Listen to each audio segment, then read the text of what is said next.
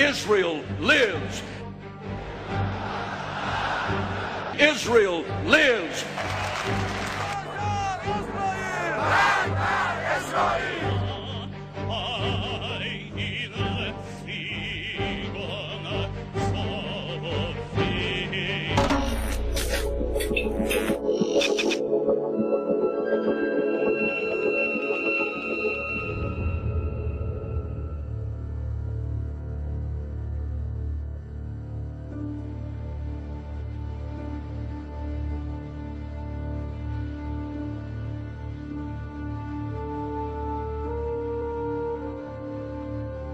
Yeah, so you can see it came out March 23rd, 2006, and then there's a title.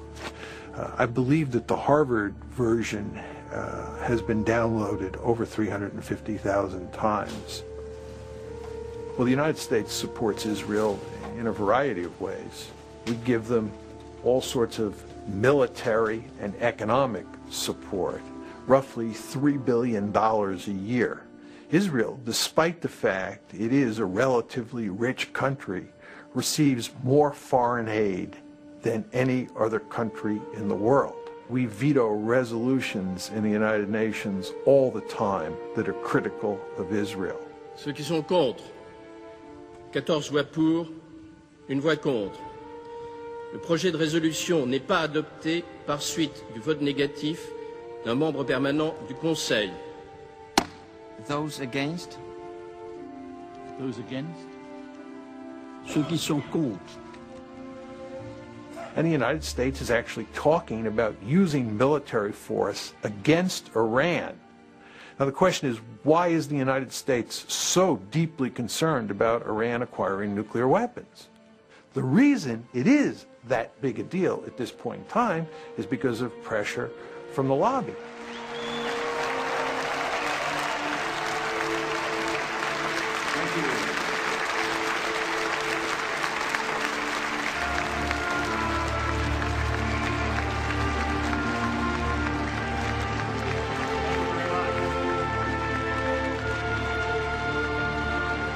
The article basically says that inside the United States there is a powerful interest group that is deeply committed to shaping American foreign policy in ways that work to the benefit of Israel.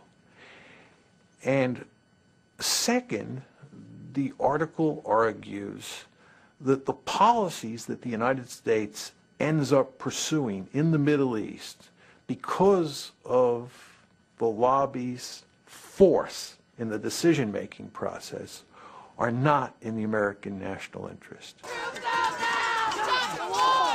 Troops out now! Stop the war! Troops out now! Message on to them. A free, prosperous, and secure Israel is in this nation's national interests.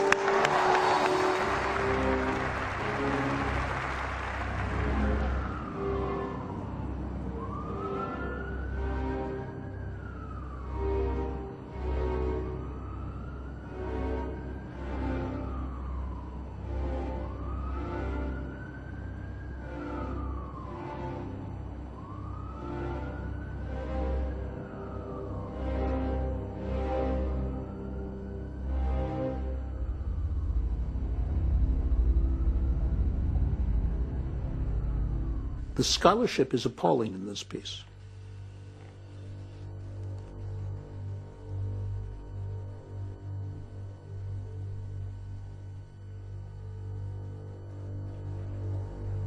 The notion that that some people sitting in Jerusalem are pulling the strings on institutions that are somehow divorced from a sense of what is in the American interest and working instead for Israel, there's just no evidence to support that.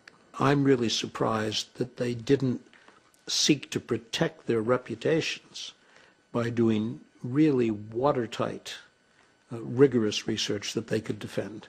And in fact, they've been demolished. Alan Dershowitz is, I mean, there's nothing left after. So why did they go on I don't know why they did this. I don't know. Some of the things they say in that piece really made me wince, because Mearsheimer and Walt both are better academics than that report reflects.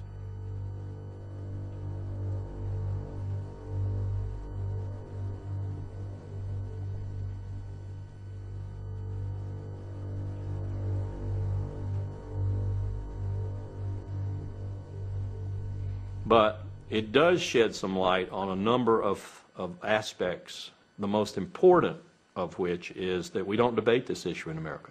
You know, you can't talk about this in America. That's the most important thing they did. The second thing they did was call into question, post-Cold War, the strategic value of Israel to America. 10 years ago, you couldn't even talk about the Israel lobby. Today, we can. We do. It's explosive, it's controversial, but we do.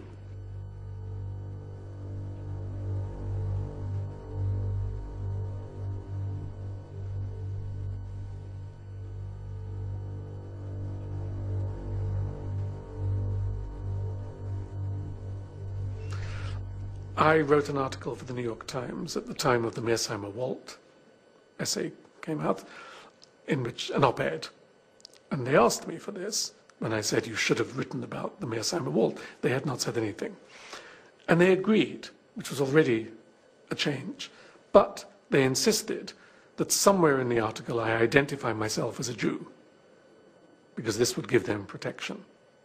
Controversial article about the Israel lobby. Yes, but he's Jewish, it's okay. That's where we are. It's not fun to be called an anti-Semite. It's not fun to be told that your scholarship is shoddy. And it's not fun to be pounded day after day and to see very few people standing up in your defense. But again, we knew that was coming. We knew that was the price of writing the article. They're right, but they're wrong. Now, they're right from a strictly geopolitical, geostrategic point of view. That is to say, what I spent my life studying. Israel no longer provides the United States a strategic value like it did during the Cold War. Not only that, Israel is a strategic burden on the United States. That's a big difference from Cold War days.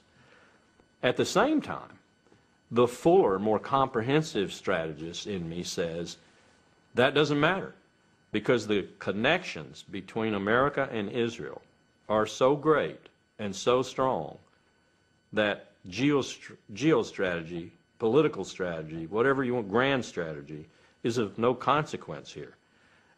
You actually take that psychological component up to the level of grand strategy, and you say, America can't get out of this even if it wanted to. So, Mr. Walt, Mr. Mearsheimer, you may be technically right, but you are pragmatically wrong, because America simply cannot say, Israel, you're on your own. It just wouldn't work. And one of the reasons it wouldn't work is because we have a very powerful Jewish lobby in America. From Iraq to Palestine, occupation is a crime.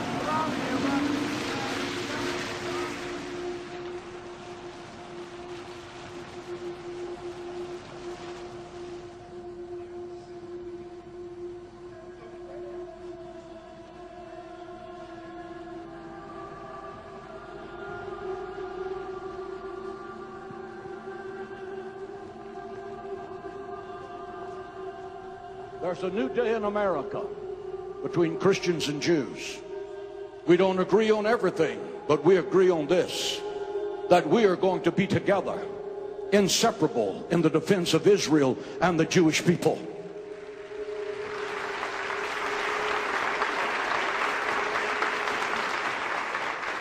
We have millions of people in the infrastructure. We have over 22,000 spiritual leaders, and some of those spiritual leaders have 1 million or 1.5 million names on their mailing list. We have the major radio, television ministries in America supporting what we're doing because every evangelical believes the Bible, and the Bible has a clear mandate to be supportive of the state of Israel.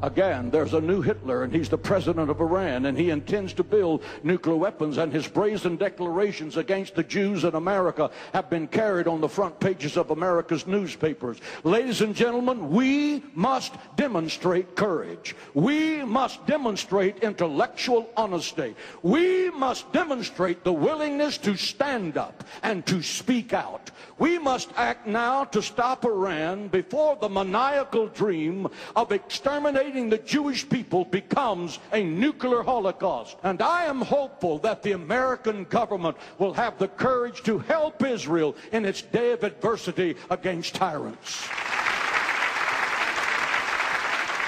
I don't think there's ever a time that you can say you have enough support.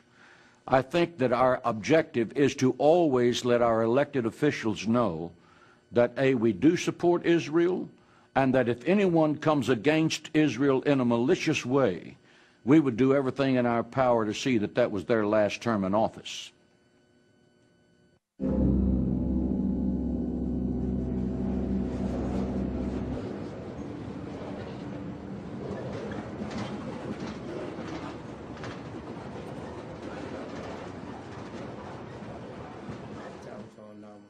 For those guys that were on the campaign with me during the 2002 election, and I wanted to get a copy of your tape of those commercials that had run. Give me a call. I'm in office